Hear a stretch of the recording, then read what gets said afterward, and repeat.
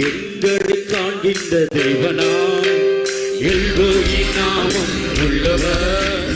எங்களை காண்கின்ற தேவனாய் எல்லையும் நாமத்தை உடையவர் என்பது அது உன்னத தேவன் என்று ஆகுமே. எல்லையோ நாமத்தை உடையவர் என்பது அது உன்னத தேவன் என்று ஆகுமே. யெகோவா தேவனே, எபினேசர் பிரபுவே, இம்மானுவேலரே, இயேசுவே. யெகோவா தேவனே, எபினேசர் பிரபுவே, இம்மானுவேலரே, இயேசுவே.